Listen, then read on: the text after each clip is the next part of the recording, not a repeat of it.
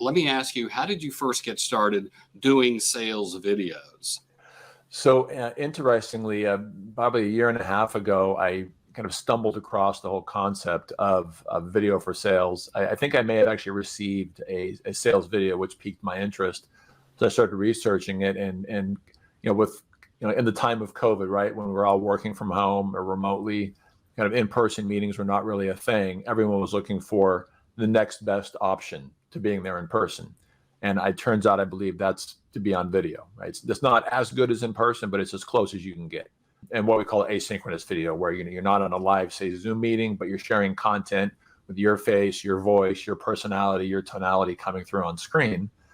So I started to research the space and got really, really interested in it. And that's where it started. So let me make sure I understand. The first video that you did was for a client.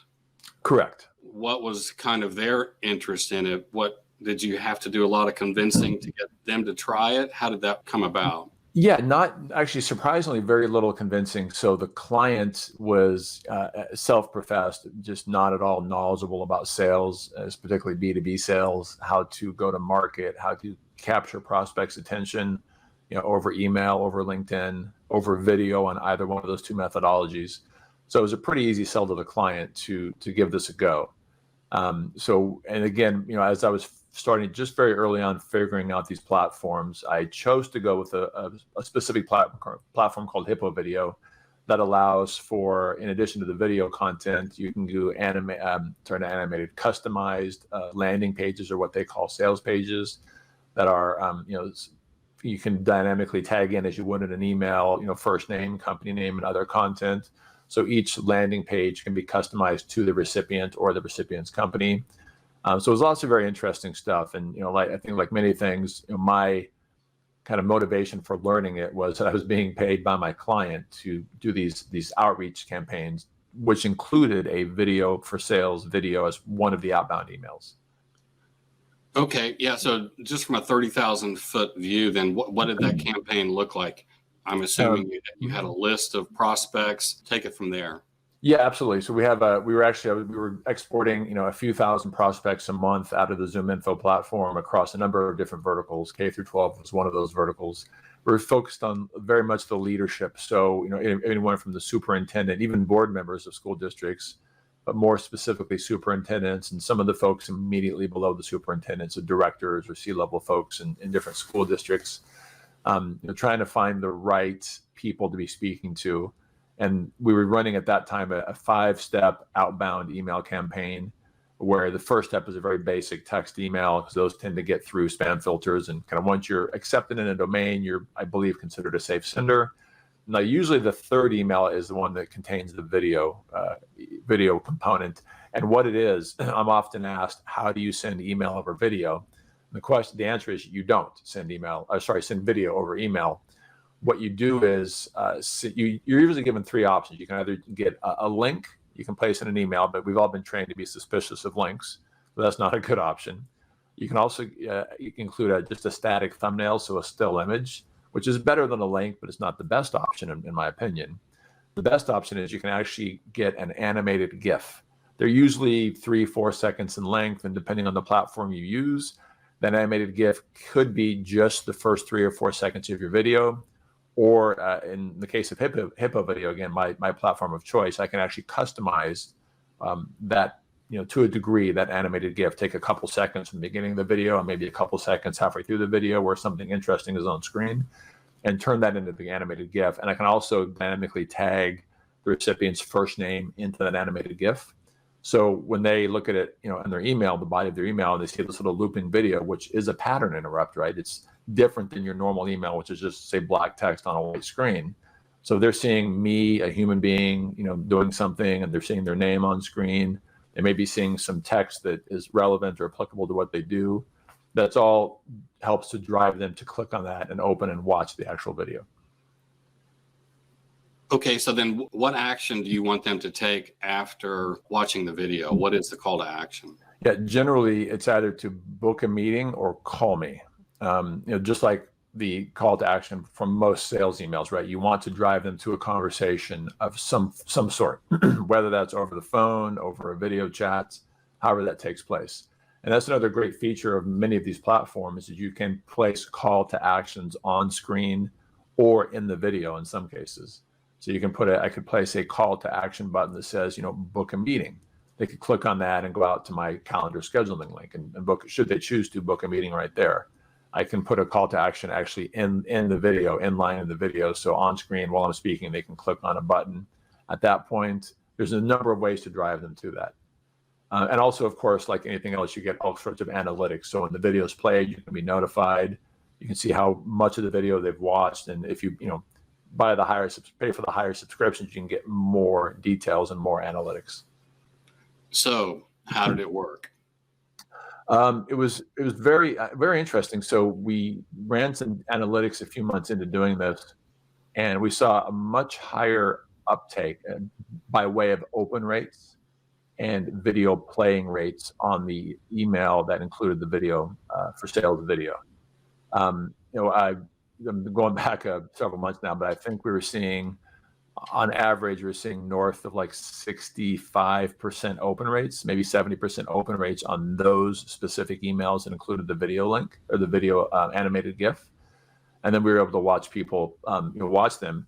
And like anything else, right? Once you've seen somebody take that action, if you then call them, and maybe not right away, it's kind of creepy if you call right away, but give it a few minutes or an hour and then place that call, you can then reference and say, hey, I'm the guy you just watched on video, or I saw you just played, or, you looked at earlier the video I shared, and that just triggered in their mind. Okay, now I know who I'm talking to. I usually say I'm the brick, I'm the brick wall guy you watched on video half an hour ago. And that tends to trigger people's memories. And now they kind of know me because they've seen me, they've heard me.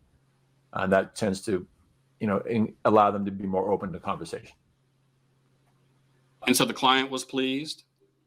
Yeah, the client was pleased. I mean, I was doing all the work. So then the client didn't want to be on video. So I was always, I've actually, this is interesting. I think I found across a few different clients now that I've done a number of videos for, they always want me to be the face on video.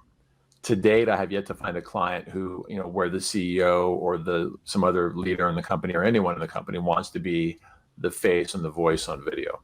I don't know if that comes from people being nervous about being on camera or shy or not having the right equipment. I don't know. But I found that for some reason, by default, I seem to become the on-camera presence for my clients.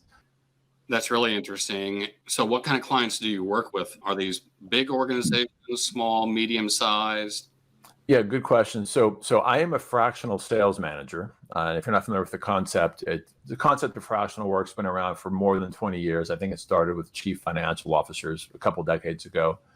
So as a fractional sales manager, I very much focus on smaller businesses, generally speaking, where you have 1 to 10 salespeople in the sales department, 1 to 10 million in revenue. Oftentimes a situation where either the owner or CEO or some other leader is trying to do their role and run sales, or oftentimes where, you've got, like, say, a rock star salesperson was promoted to sales manager, which rarely works out and usually means you've lost your rock star salesperson and gained oftentimes a subpar sales manager. So we go into those types of organizations. And right now, as a kind of an aside to that, I currently also am part of what's called the startups.com. It's a startup founders ecosystem. And I work with a number of founders in there via office hours a few times a week, where I'm often talking to early stage founders about how they take their idea, their product or service, and get it out in front of potential clients.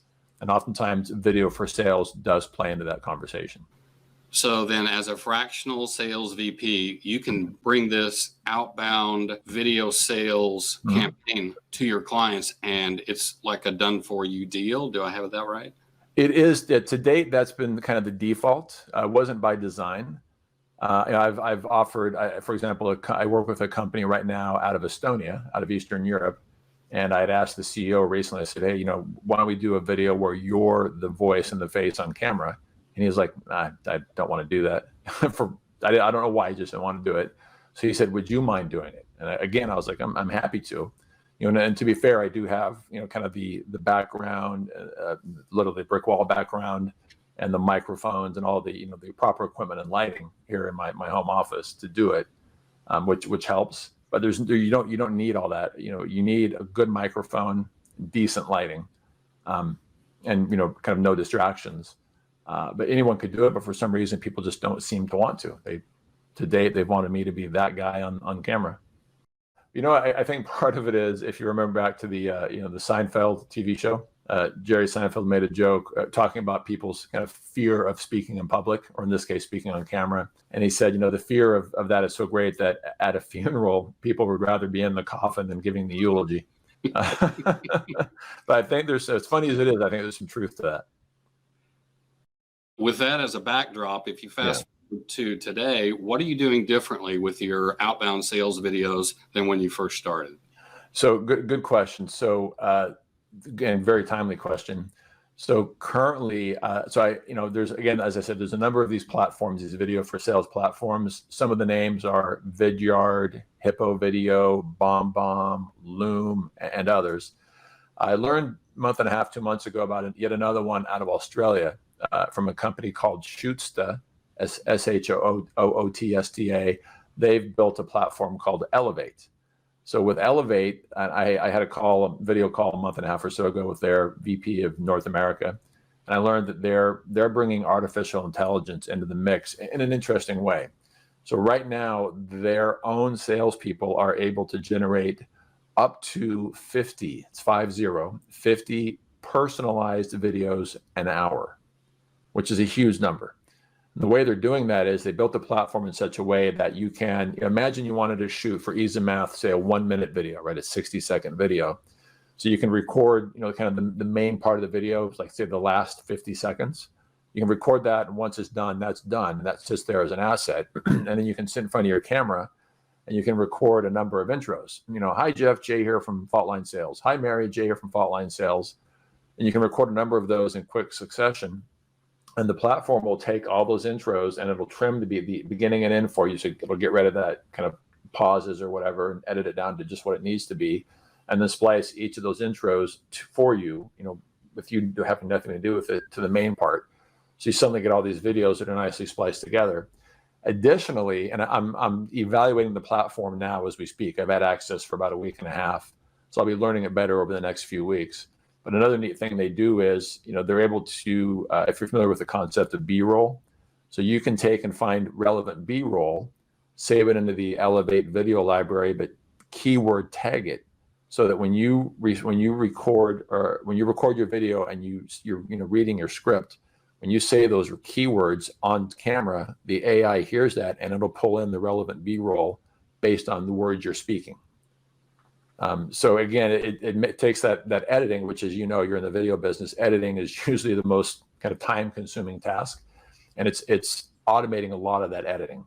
So again, trimming the intro clips, bringing in the B-roll based on things you're saying, keywords you're speaking, and it just makes it a much faster process. So that's Elevate. In addition to Elevate, I spoke with them a couple of weeks ago. Following that conversation, I was on what I joke is my weekly support call with the nice folks at Hippo Video, and I said, "Hey, I learned about this other platform. Here's what they're doing. What are you guys doing that's similar?" They said, "Well, interesting. You should ask. We're actually rolling out a beta test at that time for something they're calling Humanize. So they're also bringing artificial intelligence into the mix, as everybody seems to be doing." And in this case, I am going to be later this week recording a 15 to 20 minute video of just me speaking, saying words I would normally say into a client video or a video for my own business. And with, again, good lighting, good audio, I'll submit that to Hippo Video. They're going to use that to train their AI, how I look and sound, and I think how my mouth moves when I form certain words. I will then be able to, as I understand it, be able to start to type out a script, and it'll be the digital version of me on camera will be speaking the script. So if I understand the way that it's going to work, and I'm still figuring this out, but I believe that I'll be able to dynamically tag, personalization points, like say a first name, if necessary, a company name, into the script. And I could submit that. So if I had a list of 100 people I wanted to send videos to, and it was 100 different first names, I could take that, probably a CSV file, kind of submit it to the platform, and it'll go through and generate all the videos of me doing those personalized intros. And again, I'll just do it once, and then all the work will be done for me, and I'll end up with, you know, all the personalized intros that will get spliced to the main part of the video, and then those can start going out as part of a campaign. So it's a very interesting use of, you know, emerging technologies like artificial intelligence to do a lot of the work that was previously manual and needed to be done by you know, a human, by a person, and taking advantage of the automation to do that for us, allowing us to produce personalized, and that's really the key point, personalized videos, where not only can you, you know, does the recipient maybe see their name on screen, they also hear their name being spoken. And there is something psychologically, there's something to that. It helps you connect to that video and to that person on video when they're saying your name to you on video. Why is personalization of video so important? Well, again, I think it's just to really connect with people, right? I think it's been proven, you know, a million times over that the best way to do outreach, so, and I'm referring here to, you know, usually cold outreach, truly cold outreach to new prospects. You know, so somebody who doesn't know you from Adam yet, they don't know your company, maybe. You're a complete stranger to them, but you're vying for their attention along with probably 50 other people the same day in their email inbox. So if you can do the normal things like in the video, or sorry, in the email, right? Any of the emails you send, specifically the video component where, you know, their name, you know, hi Jeff, is in the subject line. That's why we all see our first names there, because that's a personalization point that tends to drive engagement. And then if they do if they go and look at the body of their email and they see the animated GIF, and there's no audio to that, but they're seeing their name, you know, hi Jeff or hey Jeff or whatever it is on screen. Again, that does something psychological where you go, oh, that's interesting. You click on the animated GIF, and now you see, you know, in this case, me. I'm like, hey Jeff, Jay here from Faultline Sales.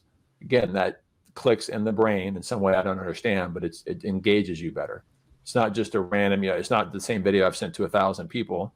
This appears to be a video I made just for you, specifically just for you. I'm saying your name, maybe saying the name of your company. So it sounds like I took the time and put in the effort, and you're so important to me that I made this very personalized video for you. For organizations that want to do this in-house, and what are the main skill sets and resources that they need? Well, I would say the first resource would be me. They need to reach out and talk to me. I've gotten, I think I'm north of 350 videos in my video library now. So I've gotten a little bit of experience. I've been doing it for about a year, you know, using the tools, learning the tools for about a year. I'm still very much learning, right? I'm a student of video for sales, probably always will be, because there's always gonna be something new coming out and, you know, different things to learn. But I would start with at the very, very basics. You need a camera, whether that's a webcam, like I'm speaking to you now on my Logitech webcam, or you can use your phone. Like when I'm recording the video for sales videos, I actually prefer to use I have an iPhone 12 with very good cameras, honestly better than my webcam cameras. So I set that up on a tripod and I use that. It just gets me better. It deals with the lighting better, and it's just a higher quality camera. And then, you know, the lighting. If you've ever watched a video about how to properly set up your office or your space for videos of any sort, you don't want a window behind you, right? You want that light coming from in front of you, whether it's natural light or kind of, you know, like I have a couple of low cost things I got from Amazon that are lighting me right now. So you want that light coming from the front, so you're not just a dark shadow in front of a bright, you know, like a bright window behind you. Good lighting. You know, get the camera set at the right level, so we're not looking at you from, you know, way below, above or way below, and then a good microphone. And oftentimes, the microphone that is you know, just a default part of your laptop or your desktop setup is usually not going to be sufficient. They're not great, and I found that people tend to turn away. You lose their voice for a minute, and then it comes back as they face the microphone again. So a good, you know, directional mic, just one that sits in front of you somehow, or a boom mic that sits overhead. To capture that crisp audio is very, very key. And those and you know, your video platform of choice, you can be up and running for a very low cost in a very short amount of time. Looking back over the last year or two, what are some of the mistakes that you've made that if you had to do over again, you'd do it differently? Yeah, a couple things come to mind right away. One is, so this brick wall behind me is not real. It's a fake background. We have in our house here, I'm in one of our guest bedrooms. So before I got the brick wall set up, you're looking at a guest bed and the closet on the wall behind me, just not the best background. So do something. It's, quite literally, this brick wall is a 6 foot by 9 foot print that I hung on a little PVC frame I built. The print cost me $30 or $40 on Amazon. So it's very low cost, almost no cost to get it done, and have some kind of a background that's not distracting.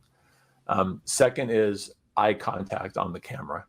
So that's another, actually that brings up another functionality of some of the platforms. So a teleprompter functionality is native to many of the platforms.